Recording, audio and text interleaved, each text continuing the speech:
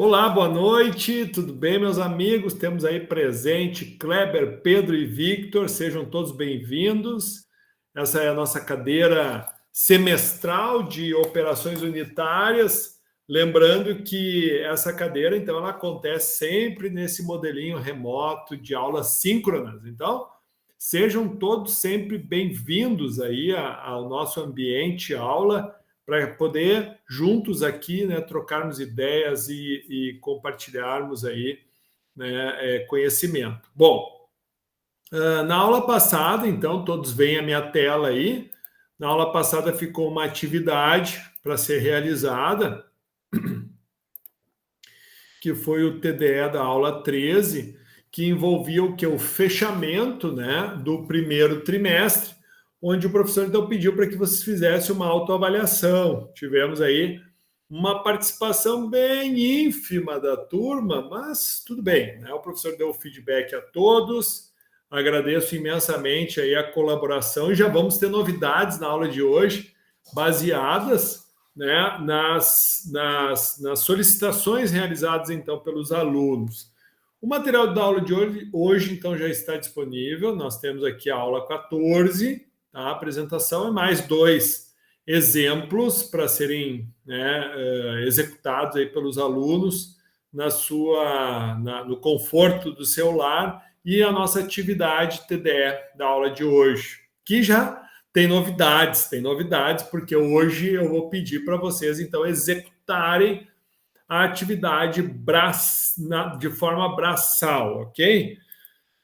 Bom, vamos lá. Pessoal, todos vêm aí, sim ou não?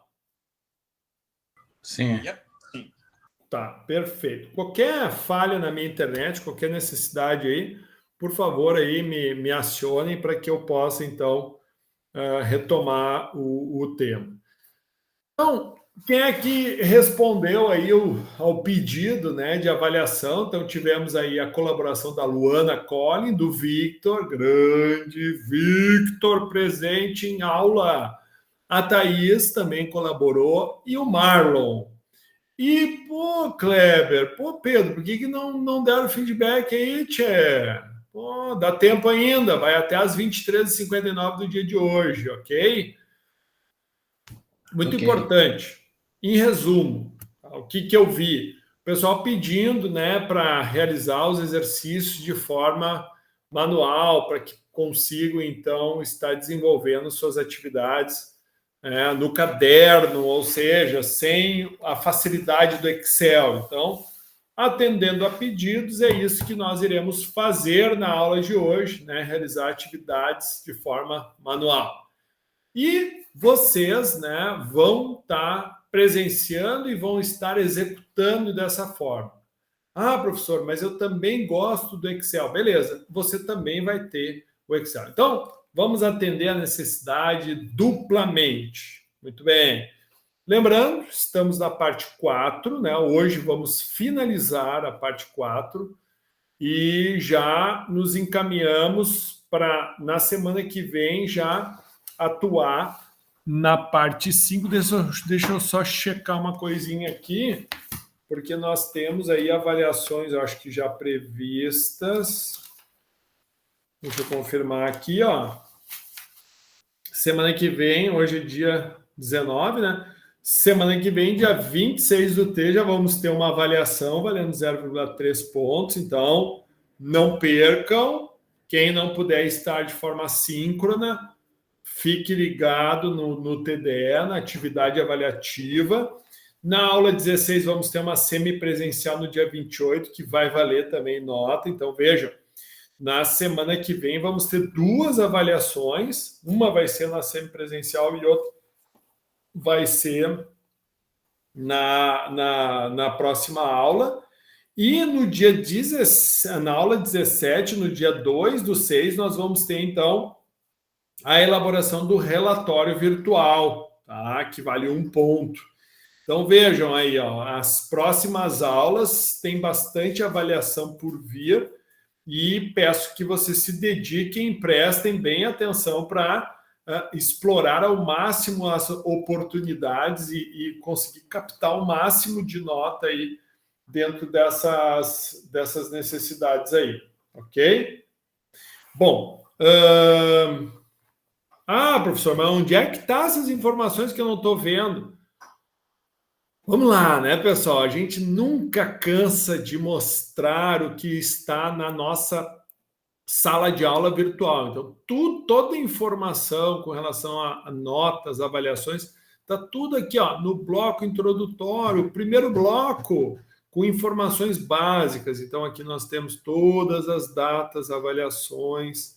Então, prestem atenção, estejam ligados e não percam as avaliações. Ok? Entendi. Beleza, show de bola. Então tá, vamos retomar aqui onde havíamos parado. Então, parte 4 finalizamos hoje. Um dos exemplos que a gente trouxe ali na parte 4 foi a avaliação da perda de carga, né, ou digamos assim, ocasionada não só pelo comprimento, né, da tubulação, mas também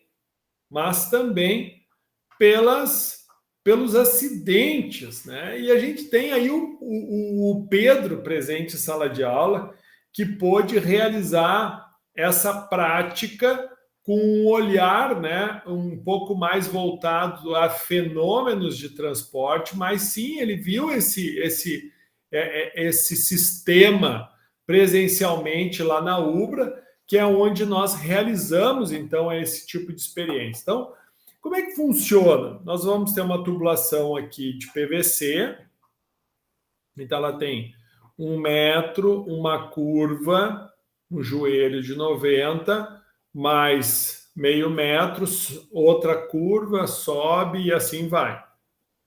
É um sistema, né, todo ele com as medidas, e aqui nós vamos ter um manômetro 1 e aqui um manômetro 2. E toda essa tubulação, por exemplo, aqui é uma tubulação de 25 milímetros, tá? Que foi o exemplo trabalhado. Então, frente a essas informações, né? Então, esse circuito, quais as informações que nós temos aqui com relação a esse exemplo trabalhado, então, na parte 4 do nosso livro? Então, aparecem as informações, né, de temperatura, 20 graus centígrados. Então, a esta temperatura, o fluido água apresenta um gama que é igual ao seu peso específico, que nada mais é do que o ρ vezes a gravidade, né? Então, o peso específico, então, da água vai ser 1.000 newtons por metro cúbico, né? A gravidade sendo considerada 9,81 metros por segundo ao quadrado. Quem está lá? Vamos ver. Olá, Eduarda. Tudo bem? Seja bem-vinda. Muito bem. Quais outras informações também temos no exercício? A viscosidade do fluido, né? A viscosidade cinemática do fluido, certo? Que o fluido, no caso aqui, é a água, e a viscosidade, então, vai ser 1 vezes 10 na menos 6 metros quadrados por segundo, viscosidade cinemática. Nós temos a pressão, então, do manômetro 1 kg força por centímetro quadrado, do manômetro 2, 0,7 kg força por centímetro quadrado, né? A vazão do fluido dentro desse sistema, 10 metros cúbicos hora, e o diâmetro da tubulação, então, um diâmetro interno de 25 milímetros. Então, veja, todas essas são informações disponíveis, né, dentro do exercício, e o objetivo é nós determinarmos a perda de carga. Então, como é que a gente faz a determinação da perda de carga? O primeiro ponto a ser avaliado, então, é a diferença da energia ou carga entre o ponto 1 e o ponto 2. Né? Ou seja, essa diferença ela pode ser simplesmente medida pela diferença da pressão, né? Então, a equação 2 ela nos mostra isso, que a perda de carga, HL, né, vai ser igual a pressão 2 menos a pressão 1, certo? Onde a pressão 1 é a pressão do ponto 1, a pressão 2 é do ponto 2. Bom, outra forma, né, de nós, então, por exemplo, avaliarmos, né, essas informações é pegarmos a pressão dividida pelo peso específico, né, da água, ou seja, o gama, né? Então, quando a gente faz isso, quando a gente divide a pressão pelo gama, nós vamos ter um equivalente à altura. Então, veja, pessoal, quem é o gama? Quem é o gama, professor? O gama é igual ao peso específico. Então, gama é Newton por metro cúbico. Então, eu tendo a pressão, né? A pressão, o que é pressão? É unidade de força por área. Então, por exemplo, a pressão pode ser Newton por metro quadrado. Newton por metro quadrado nada mais é do que Pascal, certo? Então, nós tendo Newton por metro quadrado dividido por Newton metro cúbico, o que nos sobra? O que nos sobra? Então, só para a gente fazer... Pode falar, velho. Metro, né? Exatamente. Então, quando a gente tem... Esse é o conceito de metro manométrico, não é? Que ele Exato. Pois é, me disseram que eu ia aprender melhor nessa cadeira. Tu tem como explicar, professor? Não sei se tu vai explicar depois como funciona essa história de metro manométrico. Tá aqui, ó. É o que a gente vai fazer agora aqui, ó. Ah, beleza. O gama, então, é o quê? É igual ao peso específico, né? Deixa eu diminuir aqui para ficar melhor. E o peso específico nada mais é do que Newton metro quadrado, né? O que é peso, né, pessoal? Desculpa, o que é, né? Como é que a gente define essa unidade, né, de pressão? Pressão não é nada mais do que força, né, dividido por área. Sim, é uma Aqui força tá errado, aplicada aqui é 2, ó, certo? Então, Ctrl X. A força nós vamos medir em Newton e a área em metro quadrado. Por isso que, então, a pressão vai ser Newton metro quadrado. E o gama, que é o peso específico, o que é o peso específico, né? Vamos, antes de repente, falarmos aqui do gama, então, o que é o peso específico? Nada mais, nada menos do que a força, né? Aqui é metro cúbico, perdão. Sim. Metro cúbico. Nada mais é do que o ρ vezes a gravidade, né? Então, o ρ, a gente vai medir ele. De que forma o ρ? Então, quilo metro cúbico vezes a gravidade, metro por segundo ao quadrado, não. Então, vai ser quilo metro cúbico. Espera aí. Aqui mais uma. Newton metro cúbico. Então, peso específico. Gama. Tá. Beleza. Agora sim. Agora voltou. Colou. Descolou as placas. De vez em quando cola, mas logo descola. Então, ó, o que nós vamos ter aqui? Ó? Sim, Newton metro por segundo ao quadrado, tá certo? Só que o que acontece? O que acontece, pessoal? O que é Newton?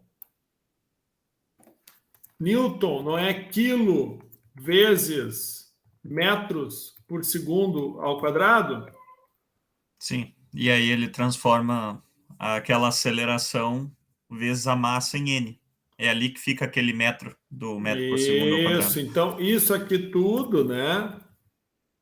Isso aqui tudo vai virar, então, o Newton, dividido, então, aqui por metro cúbico, né? O metro cúbico aqui, tu vai fazer esse vezes esse, então tu vai ter Newton dividido por metro cúbico, certo?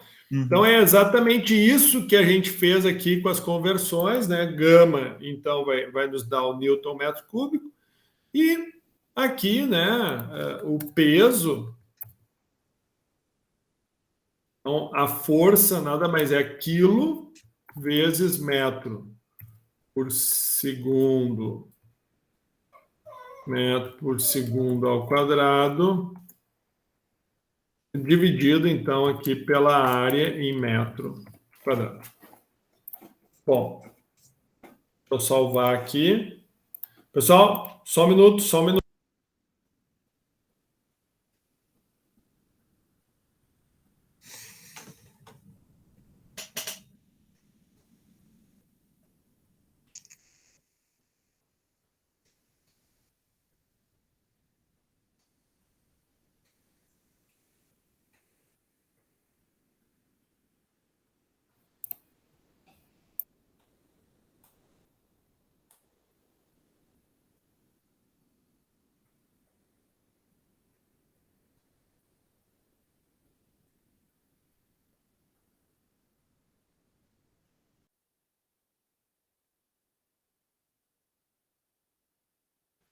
Bom, desculpem, meus amigos, mas tive um problema com a minha cachorra aqui, tive que dar uma atenção para ela, tá?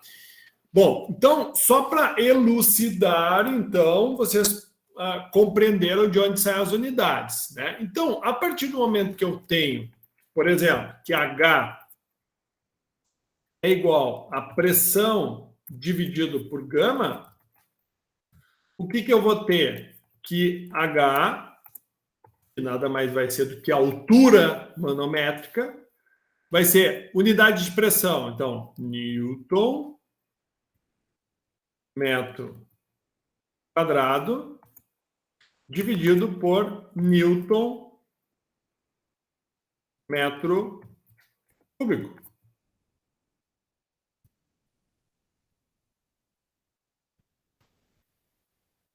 Então, aqui, o que vai nos sobrar aqui? Então, a gente vai ter H igual a metro. Então, é exatamente isso que nós vamos ter aí mencionado nesse slide anterior aqui. Então, essas as correlações que a gente trouxe aqui, tá, pessoal? Então, além de tu determinar, por exemplo, a perda de carga pela diferença de pressão, tu pode converter essa diferença de pressão em um dado manométrico, né, de altura, né? Então, como que tu vai fazer para obter esse valor? Então, se tu tem a pressão de 1, a pressão de 2, tu vai pegar a altura do sistema mais a pressão 1 dividido por gama, né, menos a altura do sistema mais a pressão 2 dividido por gama. Não, mas peraí, por que a altura do sistema? Porque, pessoal, aqui poderia haver um desnível. Concorda comigo que aqui eu tenho 1 metro de altura, mas ambos estão na mesma linha. Mas, por exemplo, eu poderia ter 1 metro aqui e esse manômetro aqui, tá certo? Esse manômetro aqui, ele poderia estar acima, né, a 2 metros de altura. Então, a gente precisaria estar trazendo essa informação para cá. Então, como ambos estão a 1 metro, então as informações é 1 metro, H1 é igual a H2, ou seja, não há desnível entre os manômetros, ambos estão na mesma altura, assim chegamos à equação 4. P1 dividido por gama menos P2 dividido por gama. Então, nós temos o valor da pressão, 3,1 quilogramas por centímetro quadrado. Então, temos que converter para newtons metro quadrado, Certo, pessoal? Tranquilo fazer isso? Até aqui, sim. Não. Converter a unidade de pressão não é tranquilo? Sim. Sim, tem que ser. Né? Porra, tu tá de brincadeira comigo, né, Victor? Quase formando em engenharia, me dizer que não é tranquilo converter a unidade. Então, ó, 3,5 quilograma força por centímetro quadrado em Newton metro quadrado. O que é Newton metro quadrado? Já falei para vocês, é Pascal. Então, por exemplo, peraí, todas. Então, por exemplo, tu vai pegar aqui, já tá, deu a conversão certinha aqui, o Google já deu. Então, professor, mas como é que eu vou saber isso? Pô, te vira, cara, tem que saber converter, faz parte da nossa engenharia. Então, ó, e Newton metro quadrado é a mesma coisa que Pascal, tá? Então, 1 Newton metro quadrado em Pascal. Então, nós vamos ter aqui a conversão, ela é, ó, 1 Newton, né, equivale a 1 Pascal, ok, pessoal? Então, para converter, que nem a gente viu aqui, ó, quilograma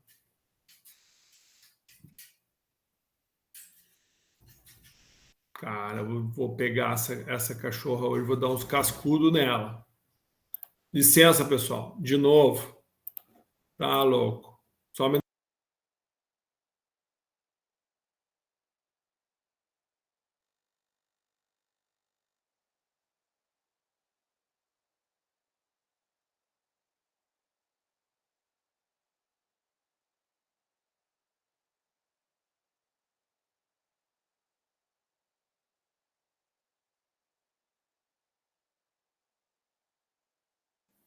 grande, Caiane. Desculpa aí, pessoal. Vou te dizer, esses bichinhos atucando a gente, tá louco? Então, tranquilo a transformação. Professor, mas eu não sei. Na hora da prova, como é que eu vou fazer? Bom, pessoal, não tem que te dizer, entendeu? Quando tu for fazer um concurso, ninguém vai te dar a tabela de conversão, tu vai ter algumas coisas, tu vai ter que mais ou menos ter noção, né? As principais unidades que se utilizam, tipo quilograma força por centímetro quadrado, é uma unidade bem comum de se utilizar, só que o sistema, né, o SI, né, o Sistema Internacional de Medidas, adota unidades como quilo, segundos, metros, como unidades comuns. Então, para nós termos a associação do quilo, metros e segundos, a gente tem que trabalhar com Pascal, que nada mais é do que quilograma vezes metros por segundo ao quadrado dividido por metro quadrado, que isso nada mais é do que Newton metro quadrado, que é Pascal, tá? Então, sim, saber fazer isso tem que saber, tem que praticar, tu não aprende do dia para a noite. Eu mesmo, né, tenho dificuldade, mas é uma coisa que tu tem que estar sempre exercitando. Então, com base nessas informações, o que tu vai fazer? Tu converteu, então, a informação das pressões que tu tinha nos manômetros 1 e 2, está aqui, ó, as informações, em quilo, né? Então, tu vai fazer as conversões e vai encontrar, né, o valor aqui, né, de, respectivamente, Newton metro quadrado. Bom, dividindo melhor, a pressão em Newton metro quadrado por gama, né? Nós vamos achar, então, a unidade em metros. Então, por exemplo, o HL para essa situação, então, vai me dar 7,84 metros. Então, a diferença de pressão, a diferença de energia entre o ponto 1 e 2 em metros, vai ser, então, 7,8 metros. Ok? Isso aqui foi as conversões que a gente trabalhou. Agora, para nós calcularmos, tá? a perda de carga em metros, que é a mesma coisa, só que nós vamos partir do quê? Nós vamos partir das equações que nós trabalhamos lá no capítulo 3. Lembra quando a gente falou de perda de carga? Bom, então para nós calcularmos a perda de carga, o que nós precisamos? Bom, do diâmetro da tubulação, que é 25 milímetros, então é 2,5 centímetros, né? A conversão em polegadas e a conversão em metros. Tá? Então, tudo isso aqui é a mesma coisa. Para nós determinarmos a área, então eu preciso do diâmetro. Então, π vezes diâmetro ao quadrado dividido por 4, eu vou ter a área, então, né, do meu tubo, né, da passagem no tubo. A vazão era 10 metros cúbicos por hora. Então, se eu tenho a vazão 10 metros cúbicos por hora, ok, né, nós vamos converter para metros cúbicos por segundo. Ah, mas por que tem que ser segundo, professor? Por causa do SI. O Sistema Internacional adota medida de tempo em segundos. A gravidade está em segundos também, metros por segundo ao quadrado.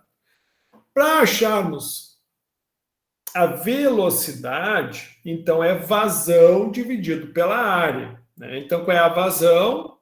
0,02778 metros cúbicos por segundo dividido pela área 0,000491, divide um pelo outro, dá 5,65 metros por segundo. Vejam, velocidade. Tendo a velocidade, eu vou determinar, então, o número de Reynolds. Por que eu preciso determinar o número de Reynolds? Por quê? Porque eu preciso saber se esse fluxo é laminar ou turbulento. Então, com esta informação, eu pego aqui e determino. Então, velocidade vezes diâmetro dividido pela viscosidade cinemática, né, que está aqui, ó, 1,00 vezes 10 dá menos 6. Então, eu encontro o valor de 1,41 elevado na 5. Veja, esse é o número de Reynolds, tá? O grau de rugosidade, como é que a gente determina, né? No caso, eu vou determinar com base, né, com base na informação que eu tenho aqui definida. Então, eu vou pegar o material 5 aqui, nós temos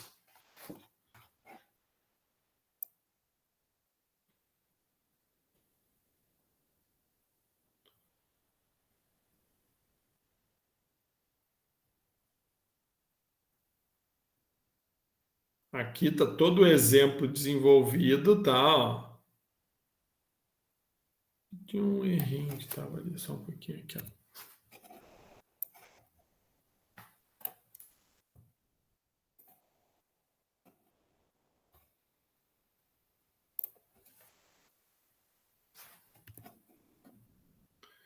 Esse finalzinho aqui tinha um probleminha aqui, ó. Opa!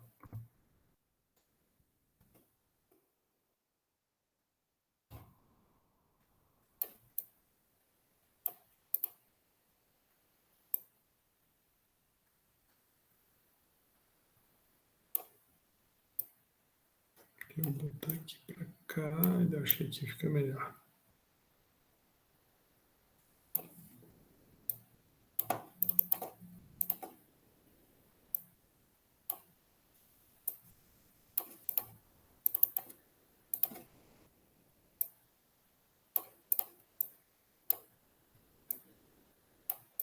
Estava com uma informação ali de 3,5, agora que eu tinha me dado conta. Então eu vou modificar, vou botar o retificado lá, tá? Já fiz a correção aqui. Aqui, ó, estava marcando 1,507, no material anterior estava 3,5, então eu já modifiquei, já vou corrigir lá. E aqui, deixa eu ver aqui. No exemplo, é 2,5 polegadas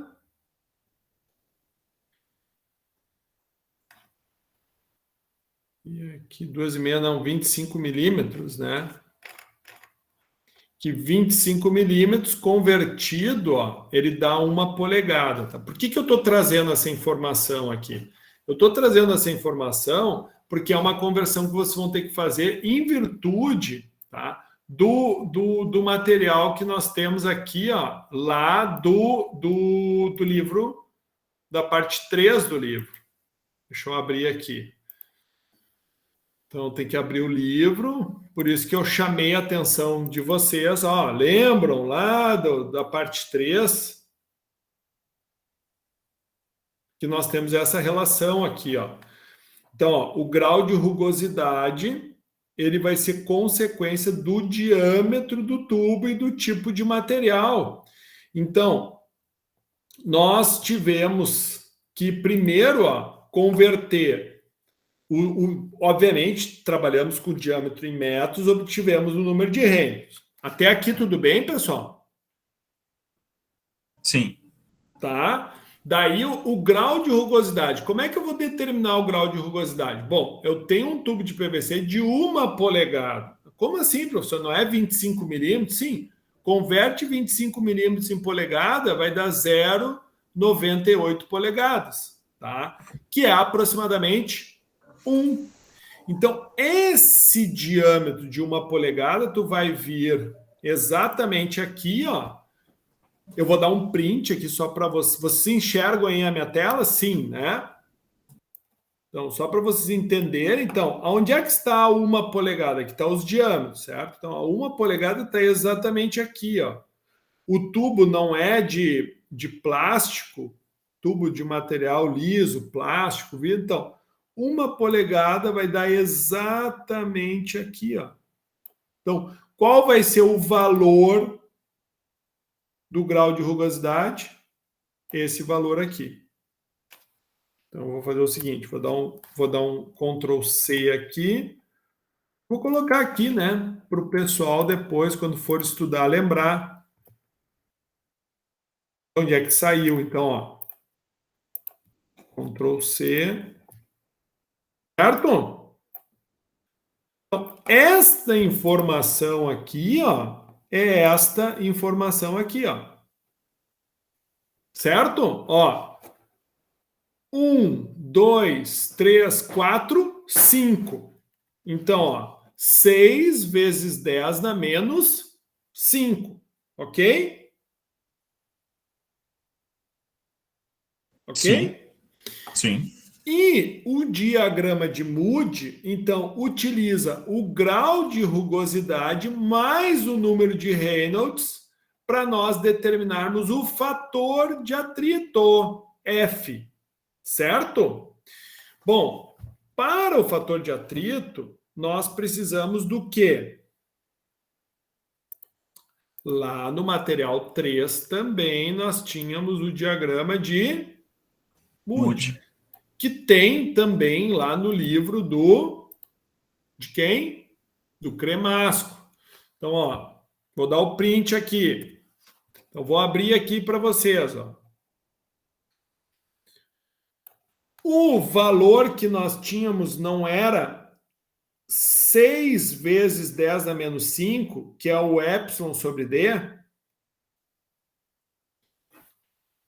Sim ou não? Sim. Tá. Obrigado, Victor, por estar falando. Os outros estão tudo mudo. E o número de Reynolds, guarda esse número aí, ó. 1,41 vezes 10 dá 5. Guarda esse número aí. 1,41 vezes 10 dá 5. Então, tu vai vir aqui, ó, vou dar o print. Então, tu vai pegar, ó, o valor de epsilon é esse aqui, ok? Uhum. É esse valor aqui, ó. Então, ó, 1, 2, 3, 4, 5. 6 vezes 10 dá menos 5. Então, esta é a nossa linha. Estão percebendo? Essa é a nossa linha. Por que ela acaba aqui? Porque ela continua aqui, certo? E qual é o número de Reynolds que nós temos? 1,41 vezes 10 na 5. Então, ó, nós temos 10 na 4, 10 na 5. Então, ó, o número 1 está aqui, ó. O número 2 está aqui, 3, 4, número 9, 10. 1 vezes 10 dá 6. 2, 3, 10 na 7. Então, 10 na 5 está aqui. Então, é 1,41 isso? Então, 1,5 é mais ou menos aqui. Então, 1,41 é mais ou menos aqui, ó. Então, prestem atenção, ó, eu vou fazer o desenho da linha vermelha. Ela vai vir, vai vir, vai vir, vai vir. Oh, puxa vida. Vai ser difícil. Sem tremer vai ser difícil. Vai vir e vai seguir aqui, tá?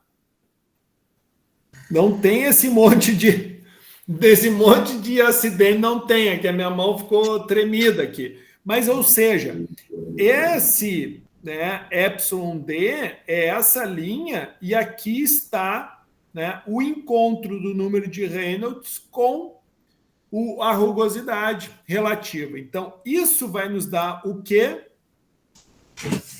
O fator de atrito. Fator de atrito de Fanning. Certo? Então, vou dar o Ctrl C e vou também colocar aqui para que vocês, então, façam a associação. Tá? Então, da mesma forma, de onde é que saiu isso aí? Saiu lá do material 3. Tá aqui, ó. Então, então, esse é o valor, ó. 4,5 vezes 10 a menos 3, que é mais ou menos isso aqui, ó. Tá aqui, ó. Um pouquinho acima ali, ó. 4,5 vezes 10 a menos 3. Então, aqui, ó. 1, 2, 3, 4,5. Por quê? Porque ele fica um pouquinho acima aqui, né? Que eu tive alguns acidentes ali, mas basicamente é isso, tá, meus amigos? Achei o fator de atrito, que é esse valor aqui. Agora, eu preciso determinar a perda de carga no ponto 2 até o ponto 1, mas a perda relativa, referente ao o que nós vamos ter de acidentes. Então, por exemplo, eu vou ter que somar o comprimento dos acessórios mais o comprimento do tubo. Então, por exemplo, né, se a gente voltar um pouquinho, nós vamos ver, ó, olha aqui, ó, quantas curvas eu tenho? 1, 2, 3, 4, 5, 6, 7, 8, 9, 10, 11, 12. Então, eu tenho 12 joelhos de quantos milímetros? 25 milímetros, que equivale a quantas polegadas? 1 polegada. Então, esses 25 não, 12, então vão ser 12 curvas. Cada curva equivale a 1,5 metros. Calma aí, professor. Como assim, professor? Eu nunca ouvi isso, professor. Você nunca mostrou isso, professor. Calma, pessoal. Está tudo no material de vocês. Capítulo 3, parte 3. Então, está aqui, ó. Curva. Então, vou dar o print aqui também para que vocês se liguem. Preciso que vocês prestem bem atenção. Então, por exemplo, olha aqui, ó. Quem é que eu vou pegar? Não é essa curva aqui, ó, o joelho de 90. É PVC, não é PVC? Sim. Então, ó, eu tenho essa indicação aqui, eu tenho essa indicação aqui, e é quantas polegadas? Porque aqui tem polegada, ó, e eu tenho essa indicação. Então, qual é o valor que eu tenho aqui? Esse aqui, certo?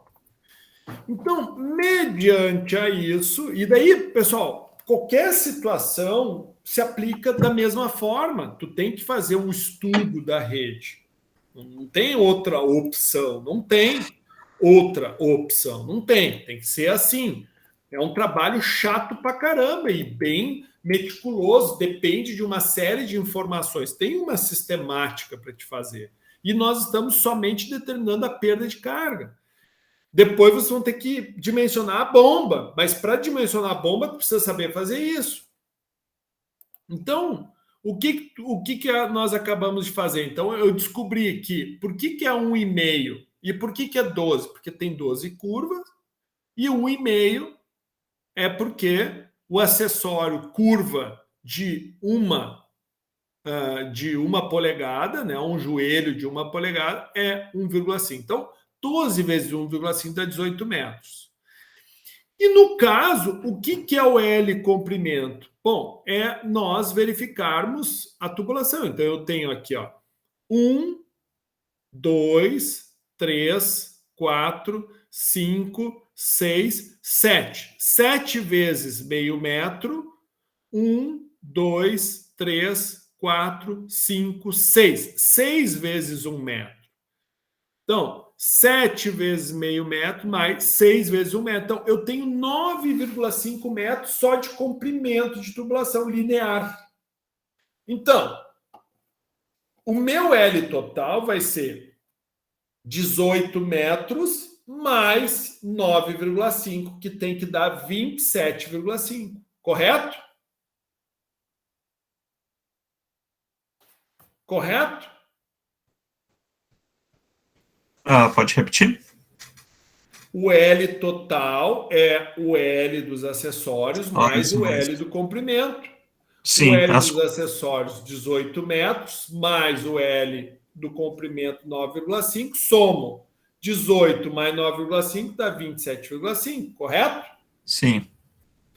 Agora eu vou determinar a perda de carga no ponto 2. Então, como que eu determino a perda de carga? Então, eu aplico a equação de perda de carga. Essa equação é uma equação para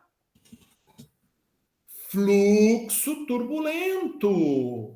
Então, eu utilizo a equação de Darcy. Não. Pera aí, professor. Tu nunca mostrou isso, professor. Pô, professor, você tem que ajudar a gente, porque a gente não está entendendo. Pô, pessoal, tá no material 3, o cara tem que estudar, tá aqui. Então, ó, de onde é que a gente tira? Ah, mas e se o fluxo fosse laminar? Qual a equação tu tinha que usar? Pois ouvir, né? Mas 90% dos casos de fluxo dentro de tubulação, nós vamos ter fluxo turbulento. Então, vocês entenderam de onde é que saiu a equação, pessoal? Sim. Da parte 3.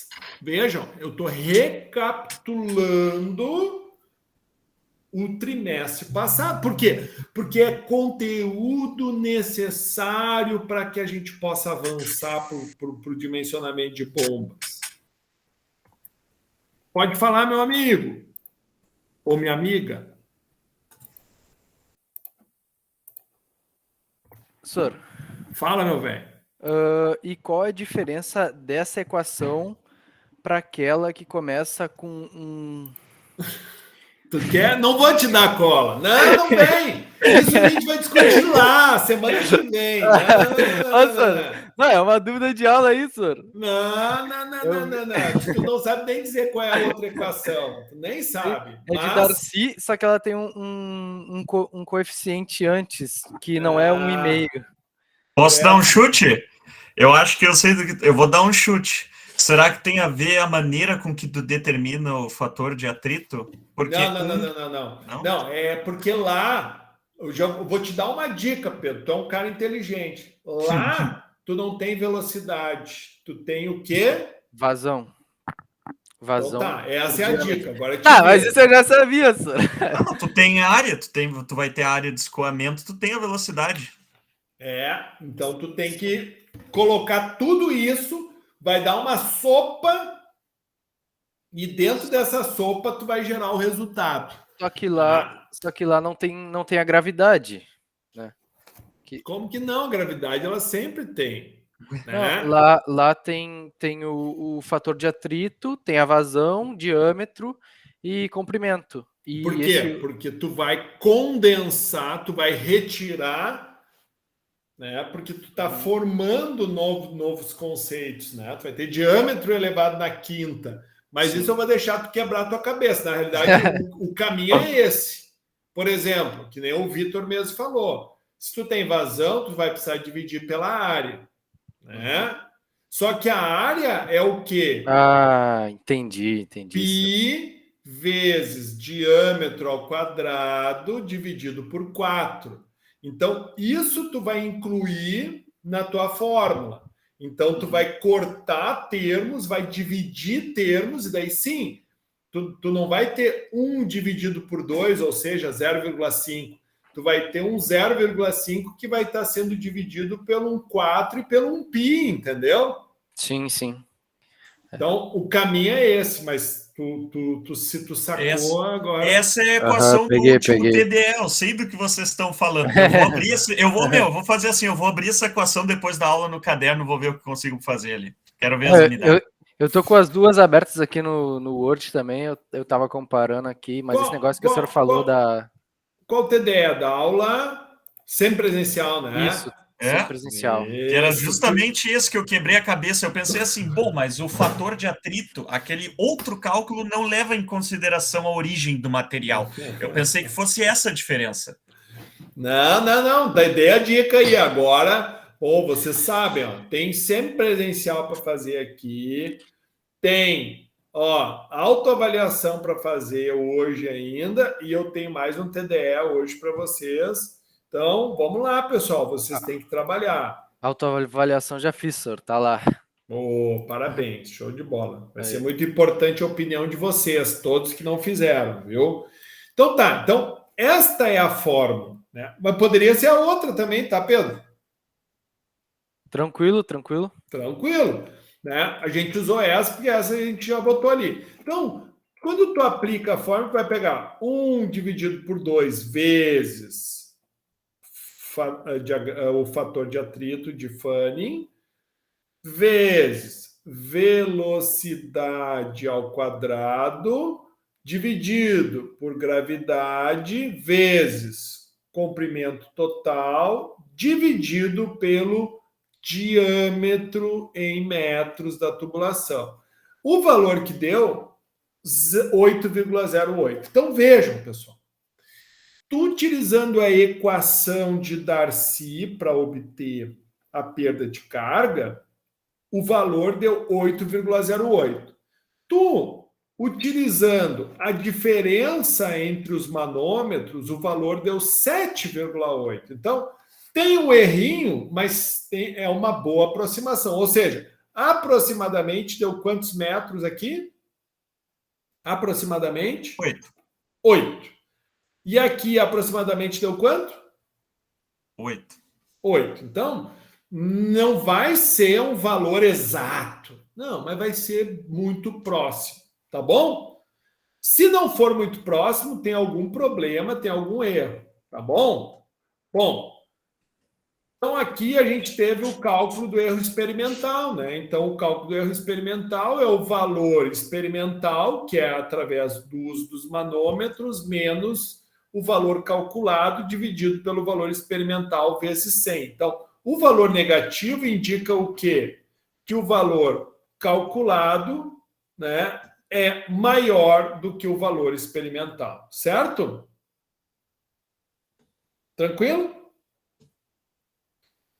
Bom, lá na UBRA nós temos esse espaço que é onde a gente realiza, né, esses ensaios aí, né, e obtém os dados, né, para poder realizar o experimento. Então, está aqui a visualização aí do manômetro, né? E aqui... Ah, professor, mas é outros valores que estão aqui, claro, porque foi vazões diferentes, ok? Se eu mudo a vazão, o que acontece com a pressão? Ela Diminui. Muda. Eu não disse que diminui a vazão, não falei que aumenta, disse que muda, entendeu? Muda as pressões. Isso tu viu lá na prática, né, Pedro? Sim, do TCC do Cícero lá. Exato. Então, estão vendo por que o professor trabalha com quilograma, força por centímetro quadrado? Porque isso são unidades que estão nos equipamentos, né? O equipamento, normalmente, ele não vai trazer newton por metro. Não, ele vai trazer quilograma por centímetro quadrado, vai trazer MCA, que é metros de coluna da água. Então, tudo tem a equivalência, ok? Bom, professor, eu gosto de Excel. Se você gosta de Excel, então o Excel está disponível para você, né, através do exemplo 1 do tema 4, tá bom? Vocês viram que eu fiz todo o cálculo e não usei o Excel. Então não tem essa desculpinha. Eu não entendo porque os professores só usam o Excel. Não, peraí, pessoal. Não. Tá ali a sequência de cálculo. Então vamos lá. Pá. Sim, é complexo. Não vou dizer que não seja. É complexo. Mas, cara, não é impossível. É difícil. Mas é possível, tá? Tá bom? Vamos lá, pessoal. Bom, agora, problemas de cálculo de vazão mássica ou vazão volumétrica ou velocidade do fluido. Então, existem formas para a gente calcular a velocidade, que pode ser por meio de equipamentos, né, que a gente coloca como vertedouros, né? Então, aqui a gente tem um vertedor na prática. Por exemplo, tem um canal passando aqui, tu quer determinar a vazão desse canal. Então, por exemplo, tu pode incluir esse vertedor e ver a altura que vai dar essa coluna da água e aplicar exatamente as fórmulas, né? Que a vazão é 1,4 vezes a altura medida da ponta até aqui, que é exatamente essa aqui, a altura desse ponto aqui, ó, até, né, esse ponto aqui, daqui até ali. Olha aqui, ó, para medir a vazão, por exemplo, de um sistema de pluvial de águas. Então, às vezes a gente vê uns aparatos desses, porque quem vê o negócio para medir vazão. Aqui, ó, um vertedor para medir vazão. Olha como é comum a gente ver ETAs, estações de tratamento com esses vertedores aqui, porque como é que tu faria para calcular a vazão desse aqui? Tu vai ter que ver quantos vertedores tem. 1, 2, 3, 4, 5, 6. Tem 30 desse lado, mais 30 desse. Se tu sabe a vazão de cada um deles, tu multiplica por 30, tu vai saber a vazão dessa ETA. Pelos vertedores. E outra, se tu projeta a vazão da ETA, tu pensa, eu que preciso de vertedores. Bom, então quantos vertedores eu preciso fazer? Tem como chegar nesse cálculo? Tem. Tudo por meio desta equação. 1,4 vezes H elevado na 5 meios. E o valor vai ser em metros cúbicos por segundo. Bom, também o vertedor pode ser quadrado. Então, tu precisa só saber o comprimento e ver a altura que vai dar, né? Ele pode ser também na forma de um trapézio.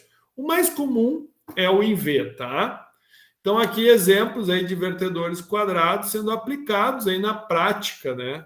Então, tu tem um córrego, tu quer saber a vazão, tu pode fazer dessa forma aí. Outro vertedor muito comum são as calhas Partial. Então, a calha Partial, da mesma forma, ela tem um padrão, ela tem toda uma medida, né, que tu precisa respeitar e ela faz essa leitura para você, né?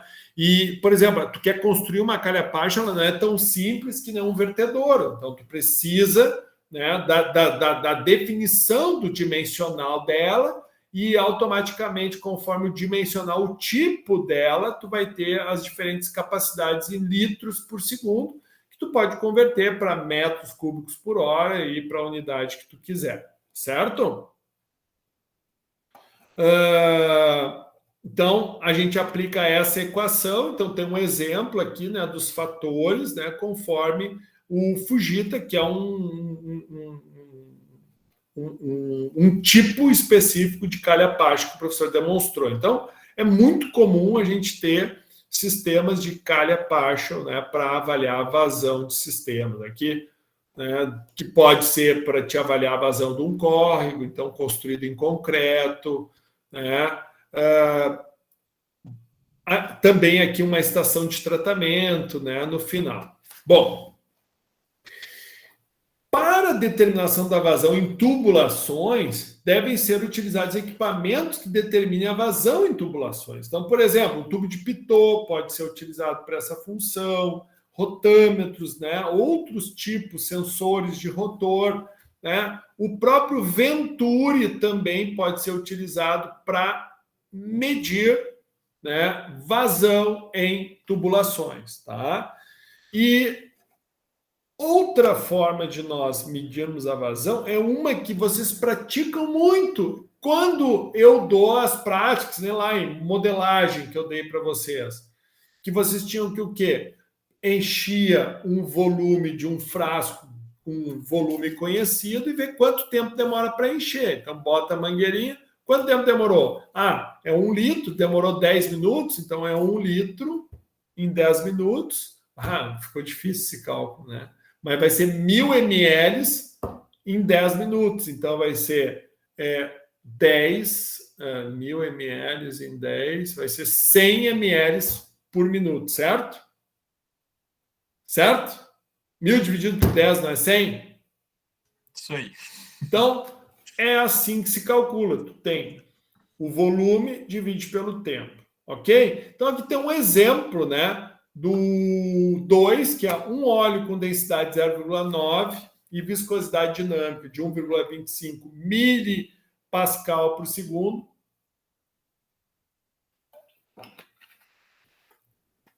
É bombeado em regime permanente.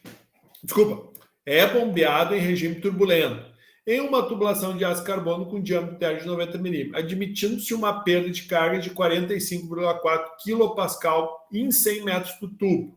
Então, qual será a vazão volumétrica do óleo? Bom, tu sabe que a perda de carga, o dP sobre L, vai ser 45,4.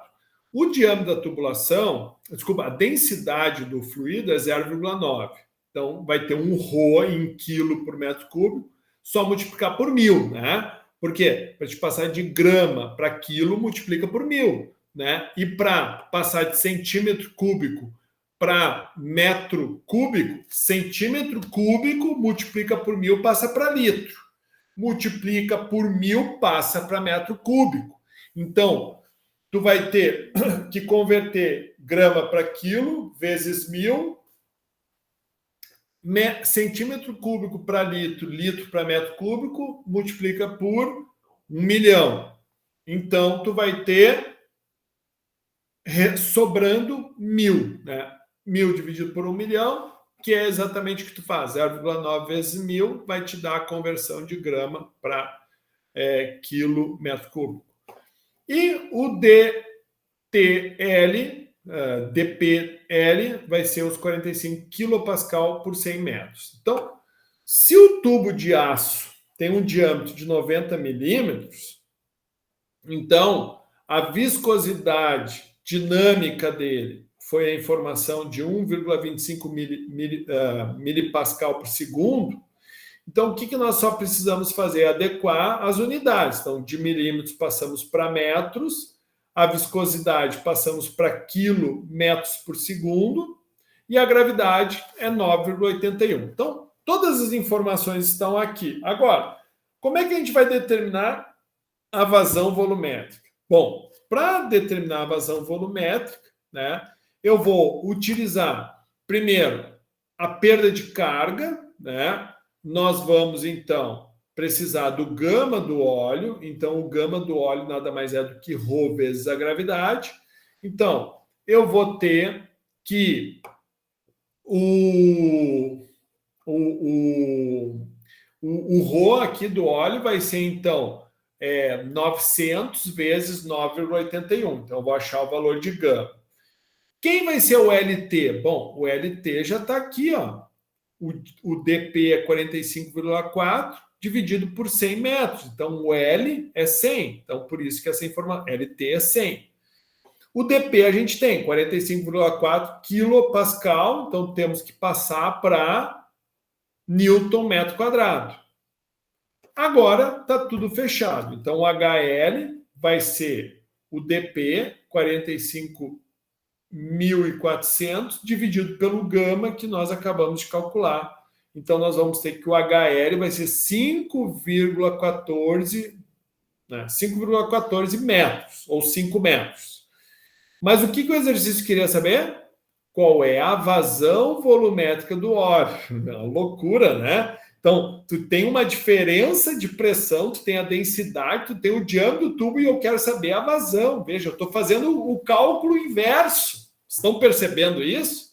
Então, eu achei a perda de carga, eu tenho que o tubo é de 90 milímetros. 90 milímetros equivale a 3,5 polegadas. Então, eu vou lá no material, esse aqui, vou voltar. Olha só, a gente já trabalhou os 3,5, né? 3,5 aqui, ó. É um tubo de plástico, isso ou é de aço? Ninguém me ajuda. Tá louco. Tá louco, vocês são Eu bucha. estou focado na perda de carga. Onde é que está o tubo? Aqui, aqui, ó. Tubulação de aço carbono. Então, esses detalhes tem que prestar atenção. Então, tu vai pegar o aço carbono lá.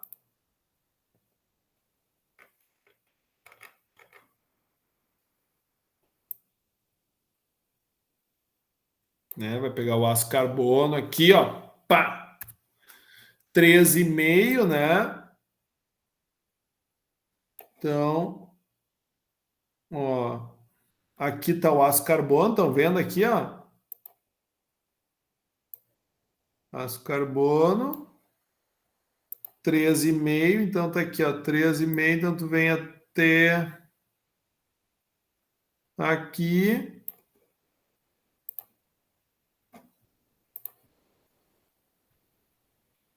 Aproximadamente tu vai ter esse valor aqui que tu vai ter que achar ali, tá? Então, essa informação tu vai utilizar, claro, um pouquinho, né, pessoal, de diferença. Ah, professor, eu achei tal valor, professor, eu não consegui. Ah, isso faz parte, tá, pessoal?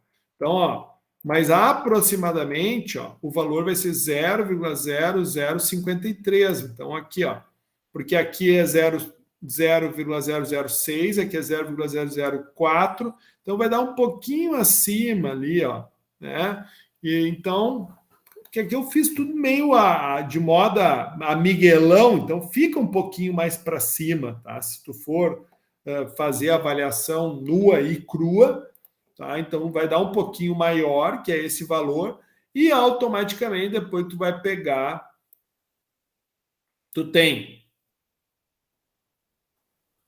o número ele diz que é turbulento, né? Um regime turbulento, né? E o que quer dizer um regime turbulento? Um regime turbulento quer dizer que tu tenha um número de Reynolds maior do que 2.000, né?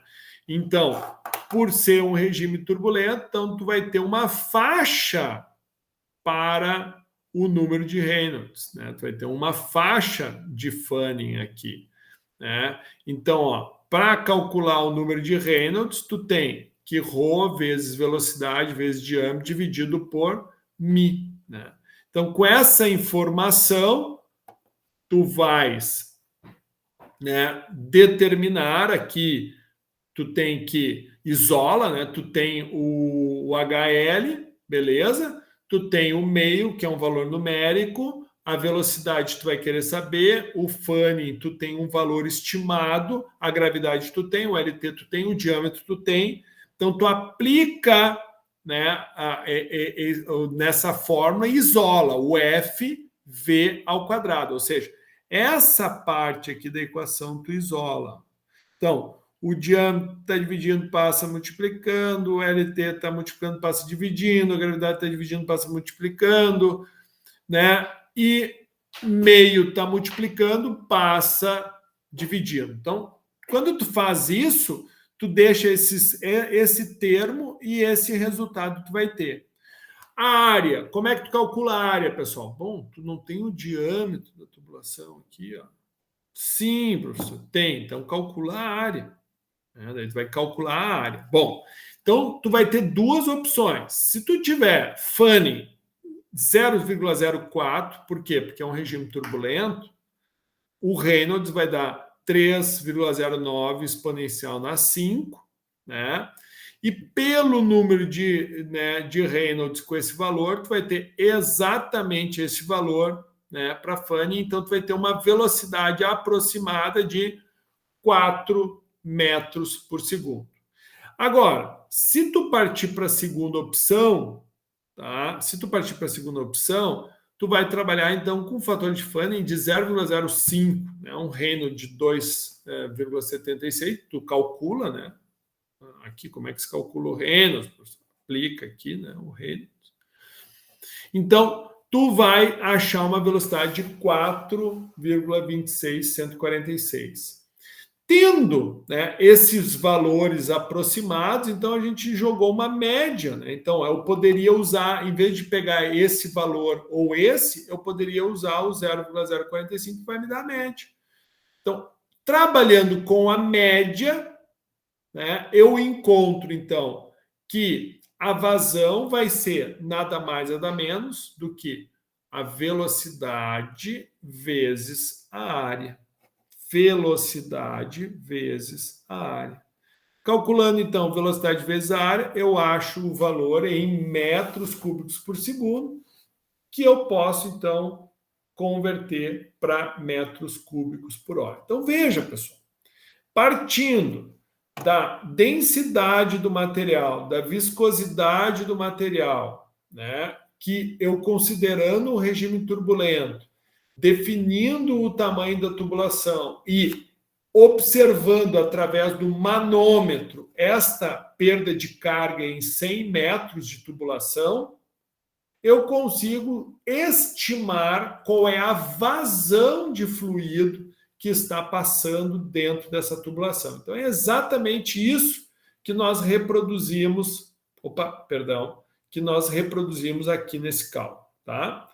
A próxima pergunta é: qual será a vazão mássica do óleo? Bom, a vazão mássica, então, é multiplicar a vazão volumétrica pelo ρ, né? Então, o ρ a gente não tinha lá, que era 900 quilos por metro cúbico. Então, é multiplicar aquela vazão e achar a unidade em quilos por segundo. Bah, professor, adoro Excel. Show de bola. Está lá o exemplo 2 em Excel. Bom, o espaço da ubra é o mesmo que a gente tem lá para medir as vazões, tá? Então, no mesmo lugar que a gente avalia as perdas de carga, a gente também mede as vazões. O que fica para vocês fazerem? Bom, vocês têm aí, então, fazer a leitura, finalizar a leitura da parte 4, vocês viram que vão ter que retomar a parte 3 também, né? Para leitura complementar, vocês têm o livro do Cremasco, que é excelente. E o que é o TDE? Apresentar uma foto dos exercícios resolvidos no caderno, passo a passo. Ah, você não gosta de Excel. Então faz na mão. Tu gosta de fazer na mão? Faz, mas bate a foto e mostra para mim. Porque hoje eu ensinei como que se faz. Passo a passo, passo a passo. Ah, professor, mas é bastante coisa. É bastante coisa. Mas vocês estão aí para exercitar e vencer. Vocês são vencedores. Acredito em vocês. Então, meus amigos, por hoje era isso. Fica alguma dúvida? Vocês podem tem ainda 7 minutinhos aí para vocês tirarem dúvida. Eu vou fazer o seguinte, ó, eu vou atualizar a apresentação da aula de hoje,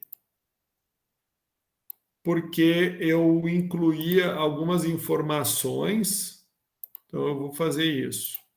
Tá bom? Beleza? Então, vou parar por aqui a gravação. Tchau, tchau, valeu. Não, calma aí. Tchau, tchau para a gravação, né? Ah, tá.